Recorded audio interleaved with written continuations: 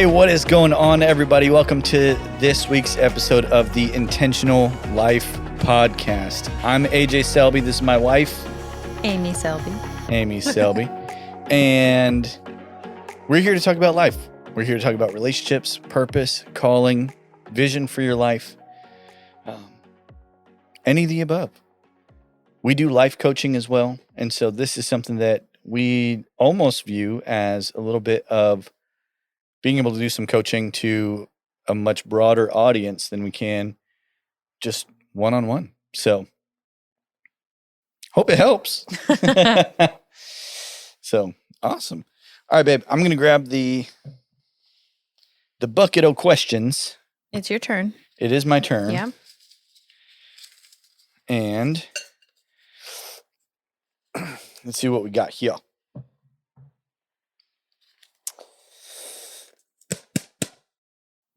I got the question. And this one actually has a few written on it that are all kind of Similar topic. Okay. Yeah. So it says, too many people my age, young adults, are lost in the sense of not knowing what the future looks like and not sure if we're on the right path. How do you find your callings/gifts? And then that was gifts, not GIF or GIF, like the thing that you send your friends. And then how do you walk? Clarification is key. How do you walk in your purpose when you aren't sure what your purpose truly is? So, What do you think, baby? You want to kick us off? Oh, hefty ones. Man. No, I think all of these things, like purpose and calling and all of that, is really important. I do think, especially from personal experience in my own life, we can get really caught up in like, well, what's the one thing I'm supposed to do in my life? Like, what's the one thing I'm called to? Yep. I think for some of us, there is like a very clear one thing. I think for most of us, that's not the case, to be honest. Just from what again, in my own life, I think also from just what I observe in life, like, and I think also in our own minds or even in our culture, we can kind of intentionally or unintentionally put like a hierarchy of gifts and callings and talents and all these things. And, you know, working at your job, whatever that may be, whatever, you know, your mundane looks like, and just doing it with excellence and honoring the Lord in that is a beautiful purpose. Like, because there's people there that need to see Jesus. There's people there that need to see someone walking with the Lord. But I mean, we also need the people who, you know, are the actors and actresses who are walking with the Lord. And I think sometimes we look at something like that and we're like, that's my calling. I'm in Hollywood. Or, I don't know if those actors see it that way, but I think people who aren't that look at something that's maybe, or a speaker or a pastor or someone like that. And it's like, oh, well, they know what their calling is. And it's like, but it doesn't have to be on a stage. It doesn't have to be in front of people to be important, to be necessary. And I just feel like from conversations with friends and family members and my own life and just things that I hear people say on the internet and just culture in general, I feel like too often we just get stuck in that rut of like, if it's not big, it's not important. If it's not big, it's not purpose. And like what a deception, because the simple, mundane, everyday little things are just as important. And Jesus needs to be in all those spaces and all of those places. And we do all have different callings and gifts and talents and things, but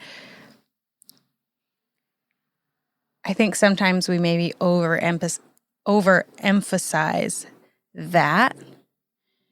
Because I know I have in my own life, I've overemphasized and worried too much about or stressed too much about, like, but what if I don't know what it is? What if I can't figure it out? What if I never hear clearly from the Lord that thing that he wants me to do? And it's like, well, today, what does he want me to do?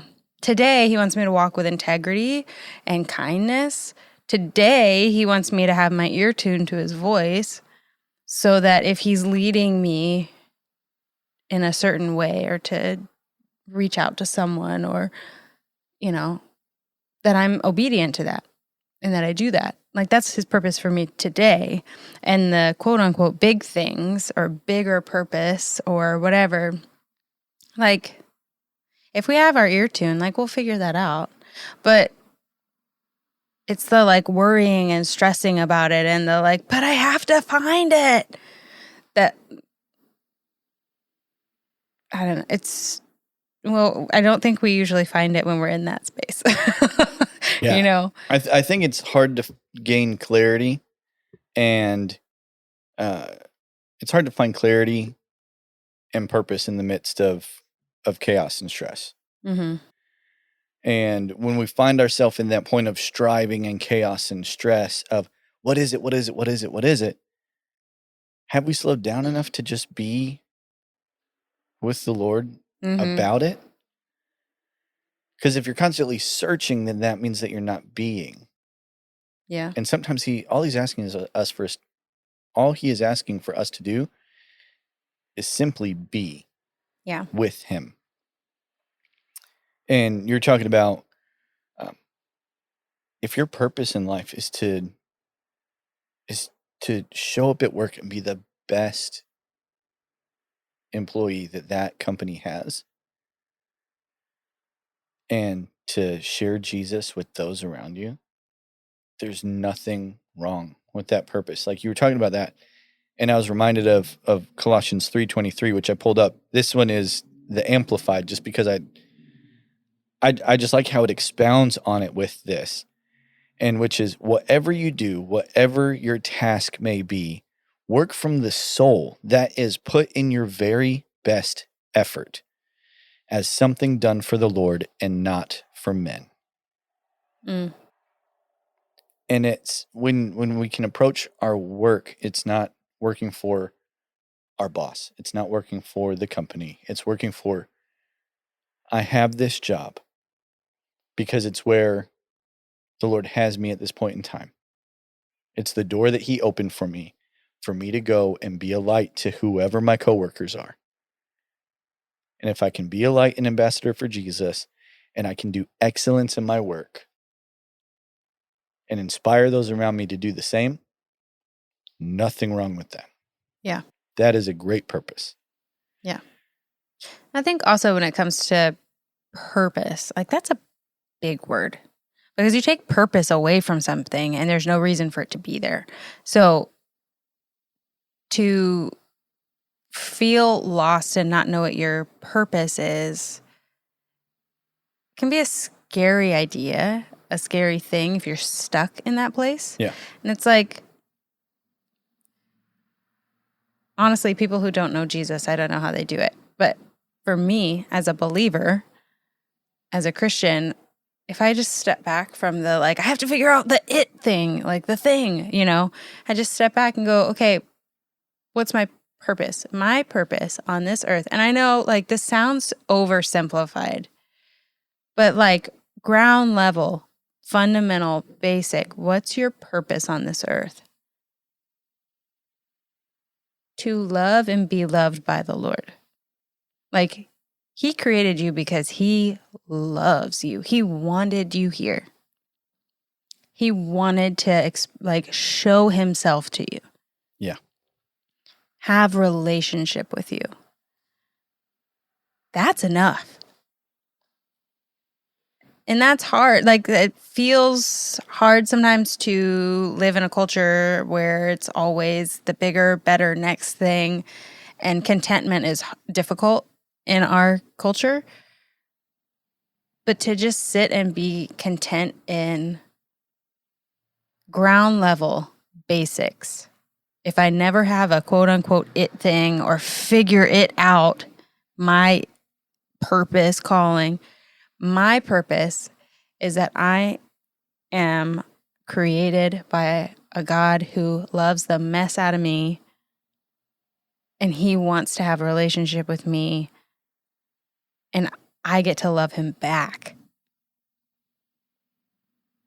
I get to walk with him every day. Like, that's enough.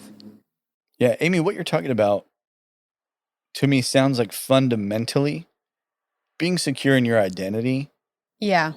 and being created by a loving Father. And I mean, these are conversations that you and I have had. And even like I got to a point because we came to Nashville and had all these words that we felt like we're going to be a part of our purpose and our calling and part of why we were here in Nashville to begin with. Yeah. And when things weren't lining up and things weren't happening, we had to, combat the disappointment of feeling like we had missed it potentially. Yeah. And for me, the thing that brought me peace was when I realized, when I had my own just interaction and exchange with the Father, where I came to the realization that if I do nothing else in my life but work a job that provides for me and my family, I teach my kids how to love Jesus, and I love my wife well,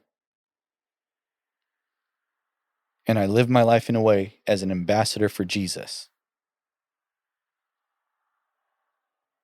I don't know what other greater purpose there is for me to love my wife well, to raise kids that love Jesus.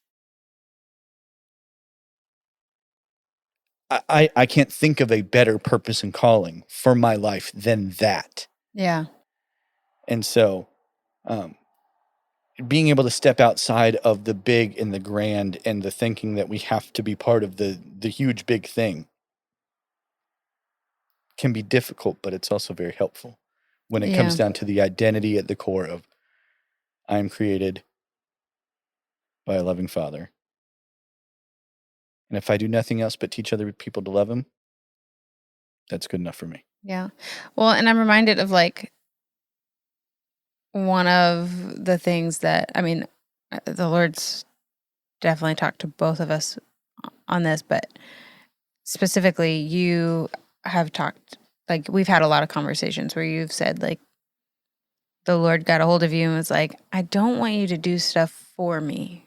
I want you to do stuff with me. Yes.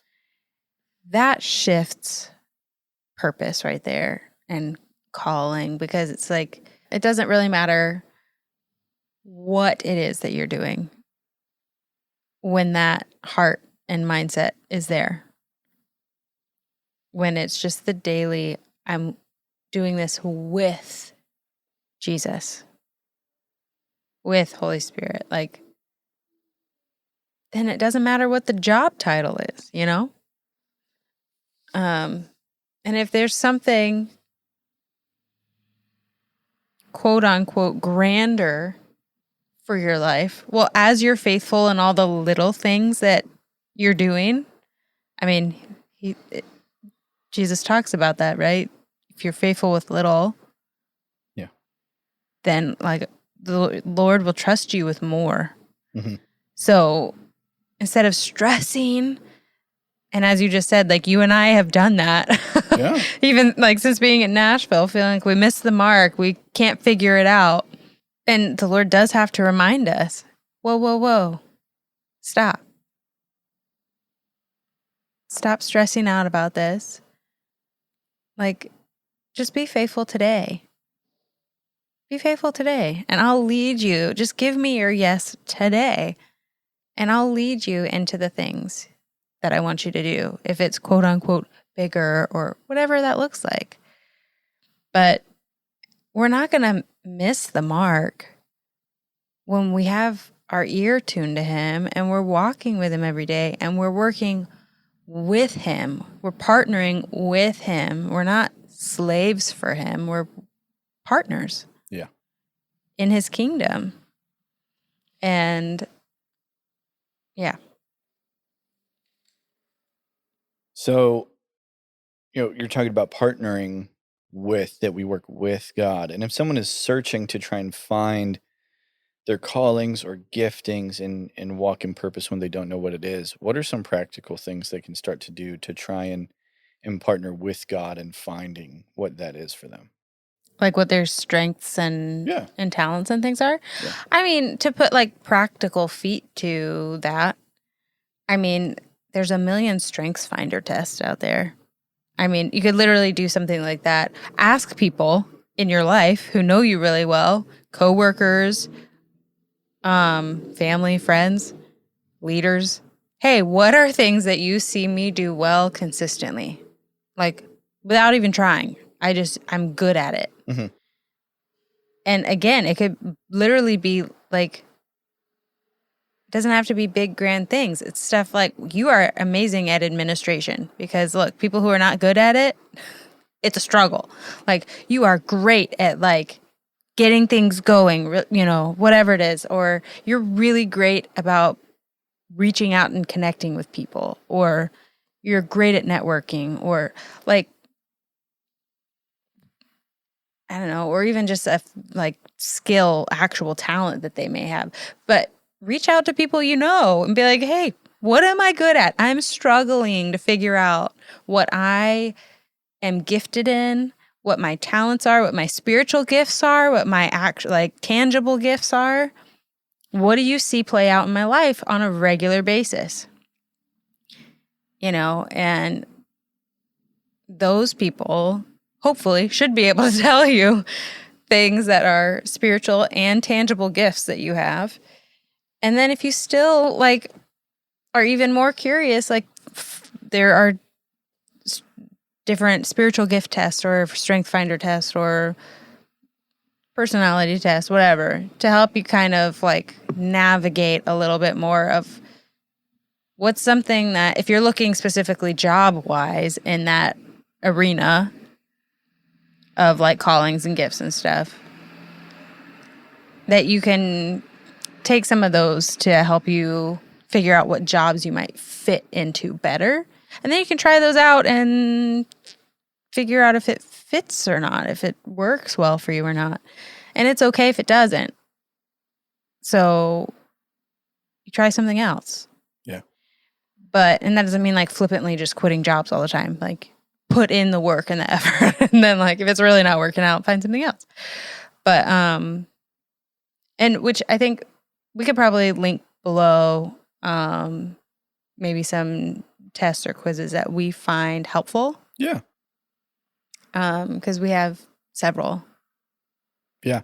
That we are aware of, that we've done personally or that we know of that are pretty good. Yeah, there's a couple different ones that we'll put in the show notes. I think the first couple that come to mind are there's one created by Patrick Lencioni and the Table Group called the Working Genius Assessment.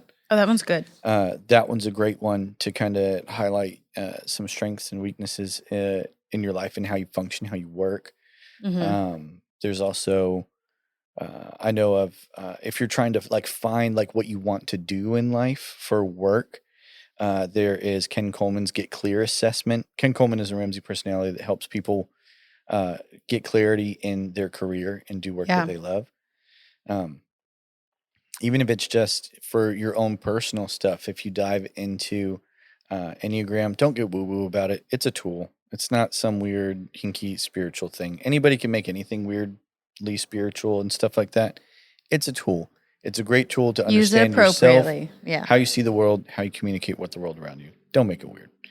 So that's another one. Although I will say, don't take a test. I don't recommend people to take that test. I recommend them to actually do the work. There's a book written by Suzanne Stabile and Ian Cron called The Road Back to You. That's a good one, yeah. That's, I feel like, a more in-depth teaching about the Enneagram. I feel like it's, I have yet to come across somebody that took an Enneagram test and it was completely accurate. And so I could be wrong. You might know some folks out there that did, but it really comes down to doing some deep work to figure that out. So Primarily, I'll just give a little input here. Primarily because tests are based off of behavior, but the Enneagram, the core of the Enneagram is based off of motivation. Yeah. So it doesn't match up. But anyway, yeah. So just read and figure it out that way. But so I mean, there's a few just right off the top. There's another one that Amy and I like using that maybe if you're interested in some coaching, maybe we'll use and work with you. Maybe we'll keep that one a mystery. I don't know. So anyways, but yeah, I mean there's just some practical things, and I've had multiple conversations with people before and heard other people talk about how they found their purpose while pursuing something they enjoyed and being attuned to Holy Spirit through the process of their work. yeah. And it like it makes it sound really simple, and it can feel overwhelming and like a lot. But when you take an opportunity to kind of try and let go of the control of understanding your purpose and destiny and being present in the moment and in tune and obedient to what Holy Spirit's asking you to do, finding purpose in that space becomes much easier. I like it. Right on. Those are great questions. I love those. Yeah. Because, I mean, that's something literally every human on the planet wrestles with. Or at least most of us. There might be a few unicorns out there who are like, nah, I'm good. I'm content. I knew what I wanted to do from the age of 4, and here I am 3 decades into my career of doing it. Great. Good for you. Yeah. And I don't mean that sarcastically. I'm genuinely happy for you. Sometimes it's just hard for people that aren't in that boat to hear it. And we're like, yeah, great, good for you. What the heck am I supposed to do? Yeah. And but it's okay that you don't know. This is true. It's okay not knowing. Little tidbit, which I think you touched on this a little bit earlier because you were talking about us. We'd received words when we moved here, blah, blah, blah. And we were like, not sure if we did the things yet or not, if we're on the right track, on the right path. It's like, when you receive a word, whether it's from your own personal time with the Lord or someone feels like they have a word for you and it has to do with your future or things that you'll be doing in your life or whatever, I'll just encourage you, don't get caught up in that. Give it back to the Lord. You can ask him about it. That's fine. Ask for wisdom and understanding and discernment, all the things. And I'm not saying you have to completely tuck it away forever. Write it down, keep it. But don't hold on to it so tight that I would just say stay open-handed with it. Anytime you get any kind of word, stay open-handed with it, because when we clench our fists around it and we go, okay, but am I on the right track to make this happen? Am I doing the right things? How is this going to look? The Lord gives us words sometimes that are 20 years away. We don't know. He doesn't give us a timeline. And instead of us wasting time stressing about that, stay open-handed and just be like, okay, Lord, whatever you want to do with this. I give you my yes. I don't know what it looks like, but I trust that you'll show me one step at a time. And until then, I'll be faithful now to listen to you and to just walk in my day-to-day until you open a door or you ask me to do something or you lead me in a certain direction. And so I think that's really important, because I personally have gotten so caught up in, but it's not, I don't know how to make this happen. But I don't need to make anything happen. If the Lord's going to lead me in that, I just need to stay faithful to listening to him and being obedient to him in the moment. Yeah, absolutely. Thanks for sharing, babe. Yeah, thank you, babe. Well, card time? Card time. Let's wrap this episode. Okay. Is it your turn to draw? I think so. My turn. It really doesn't matter. I mean, really, Doesn't matter. All right. Ooh. What's she gonna pick? I'm not going to look. It's hard to grab. There's so many of them.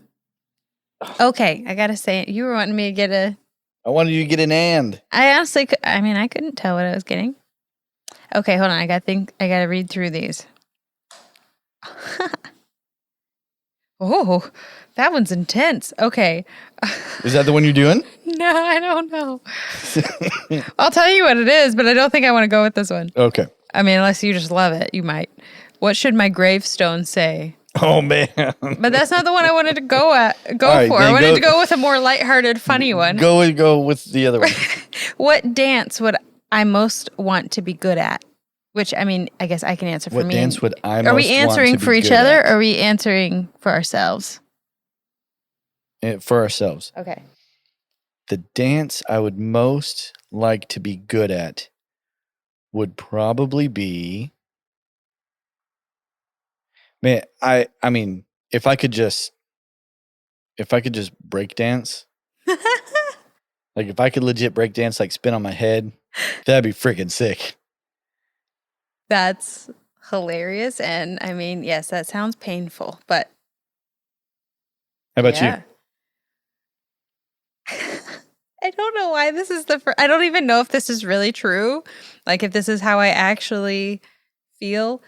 The first dance that popped in my head, because I used to watch a lot of Dancing with the Stars. I haven't in several years, but it's the quick step.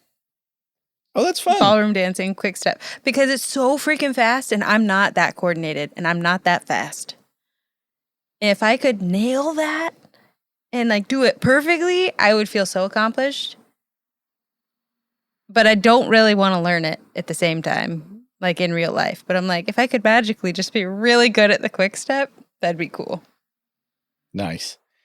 That'd be fun. And you don't have to answer this one. I will answer tango this would one. be fun too. I'm just I saying. will answer the gravestone one. Oh, okay. And this might change over time. But if I were to, well, I won't go that morbid. If I had to pick Don't be morbid. today what would go on my gravestone was that he loved well, worked hard, and left it all on the field. Yeah. I mean, I'll just say I think you do those things now. But that's what I would want my gravestone. Yeah, to no, say. I'm just saying you I'm do just saying. actually do those things now. So please don't die anytime soon, though. No. All right. Nice end to the podcast episode. Thank you, everybody, for watching and listening. Be sure to like, subscribe, and share. And seriously, what would your gravestone say? And what dance would you want to be best at? Make sure you follow us. Go fill out that Google form if you're interested in hearing us talk about your questions. Until then, this is the Intentional Life Podcast. I'm AJ. I'm Amy.